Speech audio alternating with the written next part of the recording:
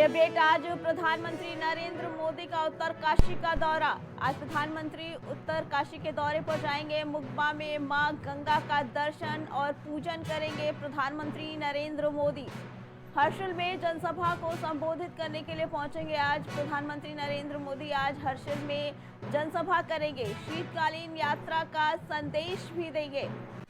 आज प्रधानमंत्री शीतकालीन सभा का संदेश देंगे और उत्तरकाशी दौरे पर पहुंचेंगे आज प्रधानमंत्री नरेंद्र मोदी। मुकबा में मां गंगा का दर्शन करेंगे, मां गंगा का पूजन अर्चन करेंगे। उसके बाद प्रधानमंत्री नरेंद्र मोदी हर्षिल में जनसभा को संबोधित करने के लिए पहुंचेंगे। उत्तरकाशी में शीतकालीन यात्रा का संदेश भी देंगे सभी को प्रधानमंत्री नरेंद्र मोदी। अपडेट प्रधानमंत्री के दौरे को लेकर, जहां आज प्रधानमंत्री नरेंद्र मोदी उत्तरकाशी के दौरे पर रहेंगे। उत्तरकाशी में मां गंगा का दर्शन पूजन करेंगे मुकबा में।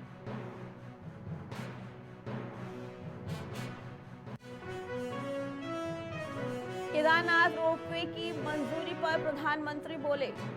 बड़ी अपडेट, जहां केदारनाथ रोपवे की मंजूरी पर प्रधानमंत्री का बयान। कैबिनेट के 2 महत्वपूर्ण निर्णय। प्रधानमंत्री ने कहा ये कैबिनेट के 2 महत्वपूर्ण निर्णय हैं। उत्तराखंड में 2 नए रोपवे को मंजूरी मिल गई और ये उत्तराखंड के लिए काफी कारगर साबित होगा। निर्माण से श्रद्धालुओं का समय भी बचेगा। रोपवे के निर्माण से श्रद्धालुओं का समय बचेगा। केदारनाथ रोपवे की मंजूरी पर प्रधानमंत्री ने खुशी जताई। उन्होंने कहा कैबिनेट के 2 महत्वपूर्ण निर्णय और इससे श्रद्धालुओं में समय की बचत होगी। उत्तराखंड में 2 नए रोपवे की मंजूरी, ये श्रद्धालुओं के लिए बहुत बड़ी सौगात। श्रद्धालुओं का समय बचेगा इस निर्माण से।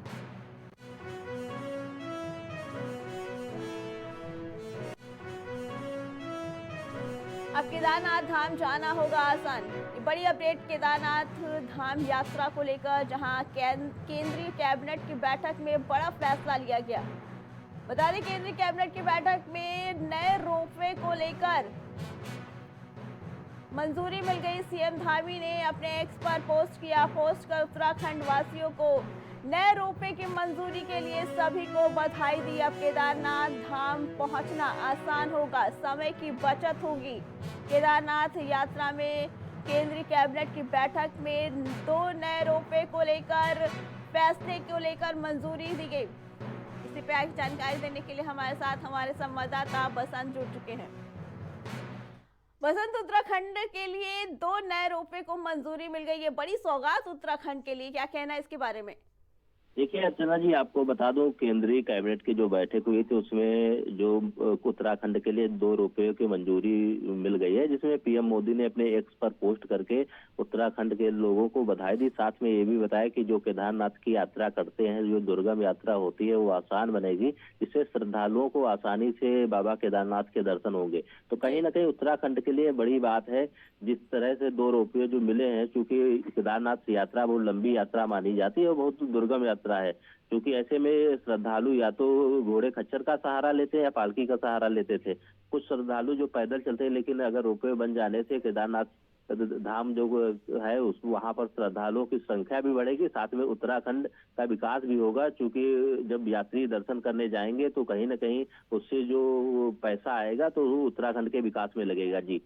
जी बसंत, आपका बहुत बहुत धन्यवाद।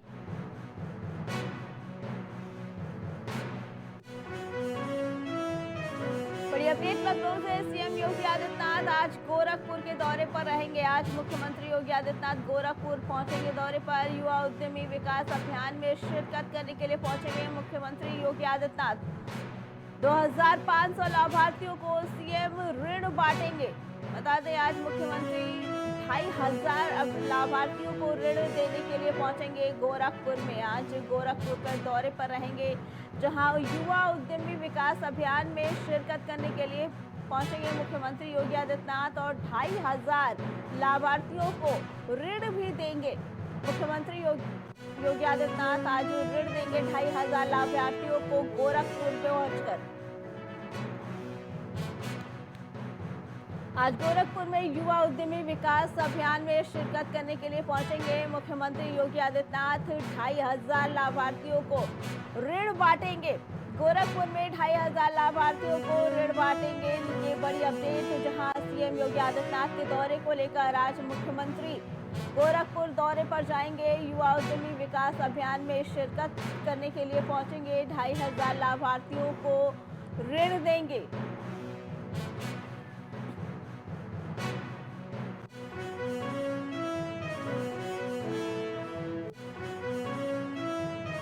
हाथरस भगदड़ मामले से जुड़ी बड़ी अपडेट हाथरस भगदड़ मामले से जुड़ी, जहां न्यायिक आयोग की रिपोर्ट विधानसभा में पेश की जाएगी। न्यायिक आयोग की रिपोर्ट विधानसभा में पेश होगी। वित्त मंत्री सुरेश खन्ना ने ये रिपोर्ट पेश की। बता दें, विधानसभा में रिपोर्ट पेश की गई। वित्त मंत्री सुरेश खन्ना ने रिपोर्ट पेश की। पुलिस प्रशासन की लापरवाही से भगदड़ मची थी। हाथरस भगदड़ मामले में जहां साफ तौर पर रिपोर्ट में कहा गया कि पुलिस की लापरवाही की वजह से भगदड़ मची। न्यायिक आयोग की रिपोर्ट विधानसभा में पेश की गई। विधानसभा में न्यायिक रिपोर्ट वित्त मंत्री सुरेश खन्ना ने पेश की, जिसमें ये रिपोर्ट दर्ज की गई कि पुलिस की लापरवाही, पुलिस और प्रशासन की लापरवाही की वजह से भगदड़ मची, जिसमें कई लोगों को अपनी जान गंवानी पड़ी।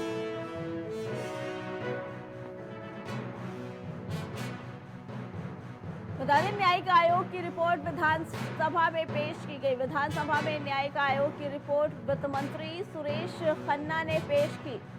बता दें, रिपोर्ट में साफ तौर पर ये दर्ज किया गया कि पुलिस और प्रशासन की लापरवाही से भगदड़ मची थी। पुलिस और प्रशासन की लापरवाही बताई गई हाथरस भगदड़ मामले में, जिसमें कई लोगों की जान गई थी, जिसकी न्यायिक आयोग में रिपोर्ट पेश की गई। न्यायिक आयोग की रिपोर्ट विधानसभा में पेश की गई। विधानसभा में न्यायिक आयोग की रिपोर्ट वित्त मंत्री सुरेश खन्ना ने पेश की। रिपोर्ट में साफ तौर पर कहा गया कि पुलिस और प्रशासन की लापरवाही से वो भगदड़ मची और कई लोगों को अपनी जान गंवानी पड़ी। इस पर आगे जानकारी देने के लिए हमारे साथ हमारे संवाददाता बसंत जुड़ चुके हैं। बसंत, हाथरस भगदड़ मामले को लेकर विधानसभा में रिपोर्ट पेश हुई, जिसपे साफ तौर पे कहा गया पुलिस और प्रशासन की लापरवाही बताई गई है। अर्चना जी, आपको बता दूं, बाबा रामपाल के द्वारा एक कार्यक्रम कराया जा रहा था हाथरस में। उस दौरान हाथरस में भीड़ अधिक हो जाने के कारण जब भगदड़ हुई थी, उसमें कई की जान चली गई थी। उसकी जांच आयोग के द्वारा की जा रही थी। उसको कल विधानसभा में जांच रिपोर्ट सौंपी गई जी बसंत, और भोले बाबा के सत्संग का जो मामला था, जिसमें 121 लोगों की मौत हो गई थी, उसमें प्रशासन और पुलिस की लापरवाही बताई गई।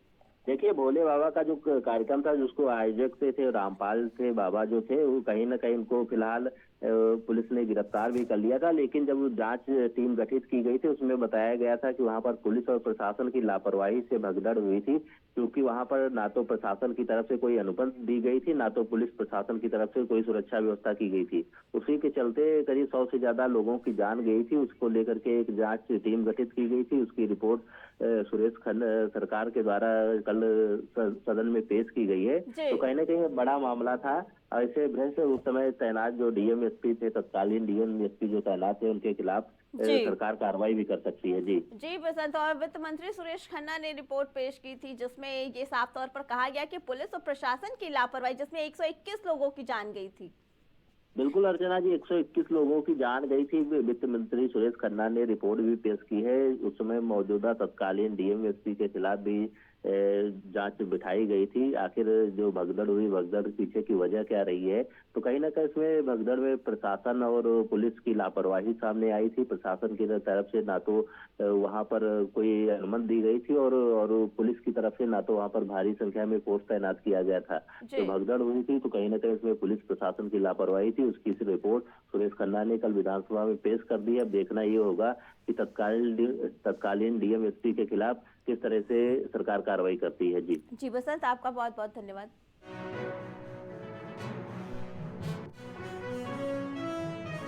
बड़ी अपडेट अमेठी से वेंटिलेटर पर स्वास्थ्य सेवाएं। बता दें, अमेठी में वेंटिलेटर पर स्वास्थ्य सेवाएं, जहां सफाई कर्मी के भरोसे स्वास्थ्य सेवाएं चल रही है। अमेठी में लापरवाही की हदें पार, सफाई कर्मी मरीजों के इलाज कर रहे हैं। अमेठी में बता दें, सफाई कर्मी मरीजों के इलाज कर रहे हैं। सफाई कर्मी का इंजेक्शन लगाते हुए वीडियो वायरल हो रहा है। ये तिलोई विधानसभा की सिंहपुर सीएससी का पूरा मामला, जहां पे लापरवाही की हदें पार, सफाई कर्मी स्वास्थ्य सेवाएं दे रहे हैं। अमेठी में स्वास्थ्य सेवाएं वेंटिलेटर पर, जहां सफाई कर्मियों के भरोसे स्वास्थ्य सेवाएं चलाई जा रही है। स्वास्थ्य कर्मी मरीजों का इलाज कर रहे हैं। बता दें कि सफाई कर्मी मरीजों का इलाज कर रहे हैं। सफाई कर्मी इंजेक्शन लगाते हुए सफाई कर्मी का वीडियो वायरल हो रहा है, जिसके बाद तिलोई विधानसभा के सिंहपुर सीएससी का ये पूरा मामला है, जहां पे एक वीडियो वायरल हुआ है जिसमें सफाई कर्मी एक मरीज को इंजेक्शन लगाते हुए साफ तौर पर देखा जा सकता है।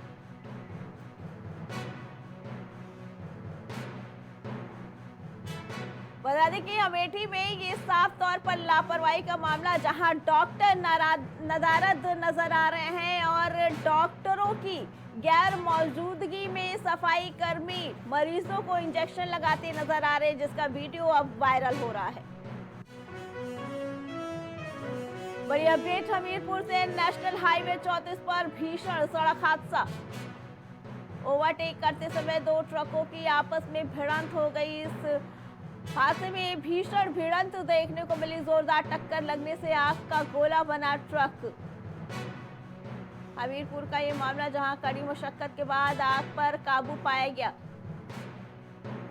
कड़ी मशक्कत के बाद फायर ब्रिगेड ने आग पर काबू पाया। सुमेरपुर थाना इलाके के कुंडौरा गांव का ये पूरा मामला, जहां पे नेशनल हाईवे 34 पर एक भीषण सड़क हादसे का मामला सामने आया है, जिसमें ओवरटेक करते समय दो ट्रक आपस में भिड़ गए। जोरदार भिड़ंत की वजह से आग का गोला बन गए दोनों ट्रक। वहीं जोरदार टक्कर लगने की वजह से ट्रक आग का गोला बन गए। वहीं फायर ब्रिगेड की गाड़ियां मौके पर पहुंची और कड़ी मशक्कत के बाद आग पर काबू पाया गया।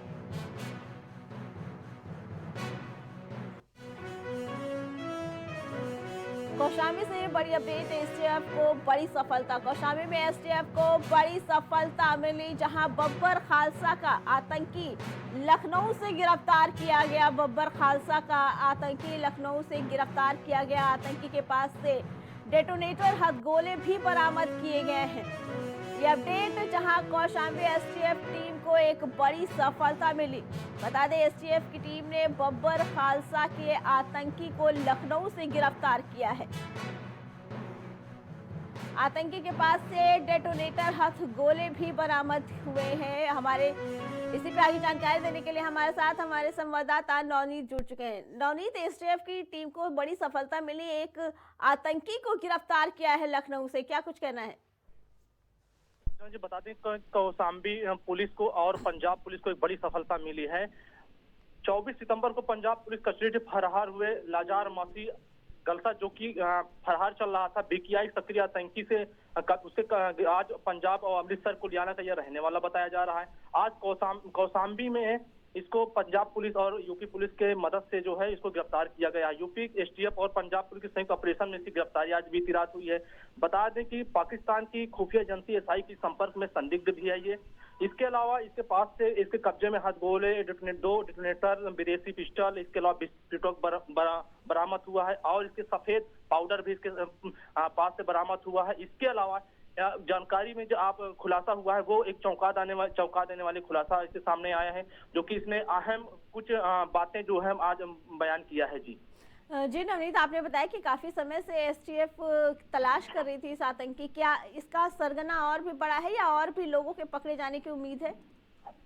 जिस तरह से अर्चना जी बता दें, जिस तरह से आज एसटीएफ, पंजाब पुलिस और यूपी पुलिस ने पूछताछ में जो जारी इसने बताया है वो काफी आहंग जो बातें हैं उसने उगली है। इसके अलावा 24 सितंबर को पंजाब पुलिस कस्टडी से फरार चल रहा था और इसके जो तार जुड़े वो पंजाब की खुफिया एजेंसी से एसआई से तार जुड़े बताए जा रहे हैं। जी नवनीत, आपका बहुत बहुत धन्यवाद।